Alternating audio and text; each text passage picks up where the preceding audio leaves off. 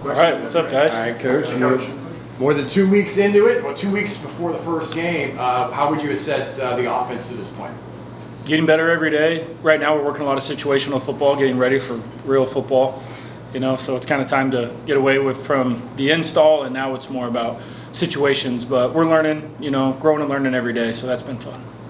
Steve, looking at the quarterback situation, what have you seen from these guys? Yeah, you guys are 2 weeks out, a little less than 2 weeks out from gameplay. What does a quarterback room look like and a quarterback situation look like for you guys? Yeah, kind of the similar answer. Right now we're getting an opportunity to work a lot of the situations, whether it's 4-minute offense, 2-minute offense, red zone, so getting a lot of those things in. So each guy gets, we schedule it out so all those guys are getting the reps and opportunities. So that's still ongoing. The great thing about the quarterback position right now with those 3 guys, we feel really good about all 3. Got a little ways to go before we do play that first game. Very soon we're going to start sending our attention to game 1 versus Jack State, but it's still a blend right now of working on us, and the situations and getting prepared for the season. So we still have a little bit of time, but yeah, we're getting closer. Between his starts at Marshall and FAU, Cam Fancher's logged a lot of experience. How have you seen that benefit him so far during this camp? Cool thing about Cam, not only does he have experience, he's also a quick learner. So that's been fun to be around. He does a really good job of managing the huddle, managing all the operation things. So yeah, that's a major benefit for him. That's one of his strengths, and we lean into that. And he's really been a nice benefit for the quarterback room for those same reasons. So yeah, he's the older guy in the room, so it's good to have him. What would you say is one of the biggest strides you've seen Taven Jackson make? Just getting comfortable with the offense. Obviously he was here in the spring, did a good job, and it's been learning every day and did a good job this summer. Obviously the arm talent's there, and he can do some really good things, very good athlete. So and he's getting better every day, just like Cam. And I say Cam's an older guy. These guys all do have some experience and they've played, so that's a major benefit to that room. Earlier this week, Alex Grinch was saying that 14 days out is when they're going to start prepping for the first opponent. How much are you guys starting to look ahead to that game, or are you still more focused on working on yourselves right now? Yeah, kind of like what I said earlier. It's a nice blend of both things, making sure that we're hitting all the, we're crossing the T's and dotting the I's in relationship to having all our situations dialed in with our install. But while we're doing that, we're sprinkling in things that we believe are going to be good versus our first opponent. And listen, there's really not a lot of great tape to watch on our first opponent because it's a new defensive coordinator. I mean, heck, it's a whole new staff there. So we're really centering in our focus right now on what we're best at, so that when we get into that game, we can execute things versus all the looks that we might get. But with that being said, there's certainly things that we as coaches feel pretty good about in relationship to game 1, so we sprinkle those things in. Sometimes it might be something that the kids realize, our players realize that this is going to be stuff that's really part of the early install for the first game, but they also know that these are core plays for us that we can execute versus, and should be able to execute versus anything. Kind of on that note, are you going to be kind of evaluating past tape of the other defenses, like say, Kelly was at Colorado and Alabama, so looking at that tape and then mixing that in with the individual players that they've brought in? Yeah, you bring up a great point. When you got a first opponent, and this isn't, we're not different than anyone else in the country in relationship to game 1. There's a lot of unknowns. So you certainly got to go back and use some historical data to try and make a best guess of what to expect. That's going to have more to do with when we get the scout team and we start getting those show looks, okay, what looks do we present to our offense? The cool thing is our defense does a really good job of giving us multiple looks, so I think we're getting a lot of the box checks in relationship to, okay, be prepared for this look and have an understanding of this and the other thing. But to your point, man, you got to watch a lot of tape and have a general understanding of where the reoccurring schemes come from on defense. And where we're at right now, I mean, we're still working on us and the situations that we need to be able to master that are just going to show up in regular football. But we're certainly looking at all the things that could show up. Coach, can you speak on the wide receiver unit and the strides that they've been able to make throughout fall camp? Yeah, those guys have been making some plays, which is really nice to see. They're getting more comfortable with the scheme. They're getting more reps of the things every single day. And, hey, go figure. When you got firm feet and you know what you're doing exactly because you got the reps, you can go execute and make plays. So that's been really nice to see and developing depth. I think I talked about that last time I was up here talking with you guys. It's super important to develop depth And there's certainly some guys that we feel really comfortable with playing football here. And, obviously we got a long ways to go and we're going to continue to work. But that's been nice to see that group really step up and make some plays in critical situations in practice. We've heard a lot of the players and coaches talk about needing to get the speed up with this team. And then obviously we know that Coach Ross likes to run a fast offense. Yeah. What's been the challenge of maybe getting up to speed? How are players kind of adjusting to the speed that you guys want to play as you prepare for that first game? Guys are doing a really good job of leaning into it, Heck, man, we're out here practicing in the heat a lot of the time, so that's not an easy thing. And I think that's a big advantage for us as we get the opportunity to practice in the heat and humidity, and that's a really good thing for us because if we make practice as hard as it can be, then the game's going to be easier. But I think the kids, our players, are excited about having that style of offense where it can be multiple tempo and we can go fast at times and know when to slow it down at times too. So they're leaning into it. It's not perfect right now. It is a challenge when you got to practice back-to-back days in the heat, but I think the guys are really learning what the expectation is so we can hold them to that standard, and really more important than that is they can hold each other to the standard of what tempo means. And it's not just getting a snap off fast, that's also playing hard and fast with the echo of the whistle. Coach Frost talks about it all the time. It's about speed and precision. That makes plays go. It doesn't matter what play is called. We can execute the play if we play with speed and precision and have the detail necessary. Coach, since we last spoke, what sort of strides have you seen out of the tight end room, particularly from Dylan Wade and Kyle Fox, and if you've made a determination on starters there or to add systems in that way?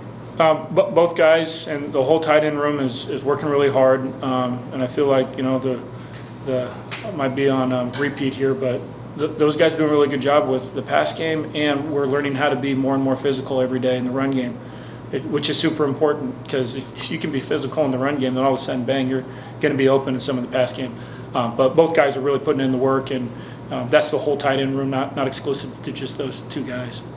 Where are you guys kind of right now in terms of camp? School starts on Monday. I know you talked about getting ready for the first opponent. Is there like maybe another scrimmage coming up this weekend, and kind of you'll sit down after that and evaluate depth chart and stuff? Kind of what's the timeline on kind of transitioning from camp to game prep? Yeah, we take a look at our practice plans after practice every day to see what we need to get to because of where things are at. So it's constantly evolving with that. But like I opened with, it's the situational football stuff that we're really keying in on. And that might mean that we'll do a short scrimmage. And really the idea of the scrimmage is to make it feel like college football Saturday, whether it's something as silly as running the guys into the locker room so they know what that feels like after pregame before we run out to run some plays, and then we'll script some of the situations as well. You get your 4 minutes, your 2 minutes, we'll put the ball down on the plus 25 so we can get some high red zone work. So our focus is going from install now to the situations. In a situation, a situation counts if we're talking about just coming out of the locker room for the first drive of the game. That's something that is different than what normal practice would be. So, yeah, you name it, we're probably practicing that right now. Scott mentioned last week that Tavion Swint tweaked something that was not available for the scrimmage, and we've seen him in the last two practices. So what's his status going forward? From my understanding, Coach Frost will cover all the injuries when he gets up here. I don't know if it's tomorrow or the next day. I'm not 100% sure on the schedule there, but yeah, I'm going to stay away from any of the IR stuff. Is it realistic to say this quarterback battle can build into the first two games of the season? Yeah, there's really, we're open for everything right now. The cool thing for us is we still have a lot more to dive into in relationship to situational football, and that's really where the quarterback evaluation piece is going. And again, we're open to anything. It's a really good thing when you feel good about three QBs.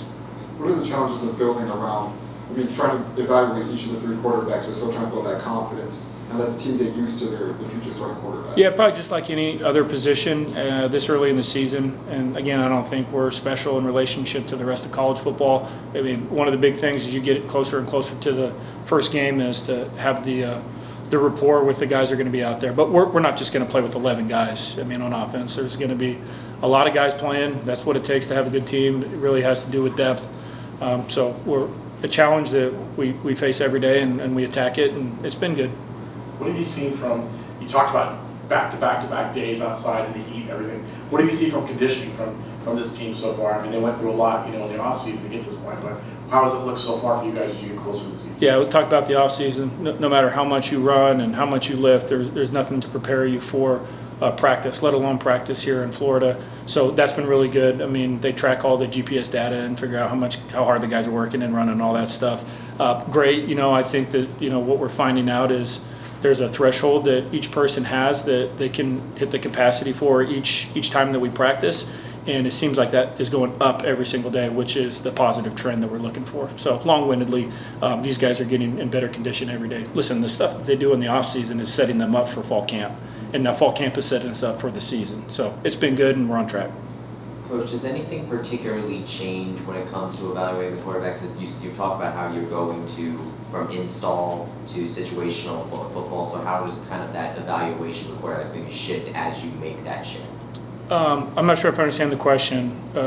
How does our evaluation of each person shift through the situation that comes up? Is that what you're asking? Essentially, like it's a different phase. You're going from install to the situational football stuff. Does that sort of shift what you look for the quarterbacks, or now it's sort of like, all right, now that we're in install and everyone's in playing field, so we got to look at the minutiae now. Okay, yeah, I see. Yeah, with the install, there's kind of like a precursor to be able to execute in a situation. And all three quarterbacks that are taking reps have done a nice job of understanding what we're trying to accomplish with said play on first down, right? That's easy. First down, it's pretty simple. We're trying to get 4 more yards to get an efficient play. Okay, so that precursor has set us up for situational football, and the evaluation is now, was that a winning play? And it's pretty objective. You know, try to get as much gray area as possible. Earlier this week, we started hearing the players say that they recognize they can't beat themselves. So on that point, what are you seeing from the team from a discipline standpoint, penalties, and as well blocking?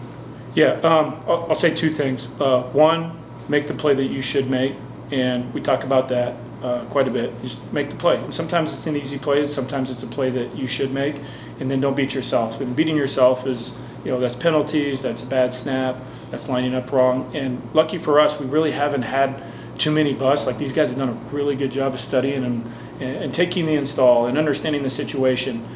Where we need to get to now is a little bit closer to college football Saturday, and we got to clean up the little things. So that's an area that we're working on right now, and that's going to probably be the focus of our attention for the next, 8 practices, 9 practices before we really get rolling. So that's where we're putting the And what about attention. blocking? How do you think they're doing? Good. I mean, Coach Clark with the offensive line, they get to spend the majority of their time over there when we're doing special teams and doing other drills. Like, the blocking stuff's good, and we're not just exclusive to the offensive line. I think I talked about this maybe a time or 2 ago when I sat in front of you guys, was our whole offense needs to be able to block. The game is basically, the basic fundamentals is blocking and tackling. So whether it's blocking circuits, individual time spending on blocking, and I can definitely see the progress being made. Whether it's just blocking a bubble or it's blocking inside zone, it's looking a lot different than it did when we started in the spring, that's for sure. Coach, 2 weeks from tonight is the first game. I don't think we're going to talk to you before then. Just what will game day be like for you in terms of the operation? I know you've worked with Coach Frost before. Are you upstairs? Are you kind of the voice in the headset talking to Scott, or what will game day look like, and how much are you looking forward to, new team, new school, new opportunity being offensive coordinator? Yeah, no, I'm really excited for game 1. I'm trying to be where my feet are at the moment, because I know we still have a lot of work to do, and I'm excited about that. Whatever Coach Frost needs, man, I'm here for him, to support him in every way possible. And yeah, there's going to be some good communication between the 2 of us. We've obviously worked together before, and we got good rapport. So I'm excited to work with him. And I mean, there's no better than Coach Frost when it comes to college football Saturday and getting guys squared away and put in positions to be successful. I'm excited to be a part of that. All right, thanks, Steve. Thanks, guys. Thanks.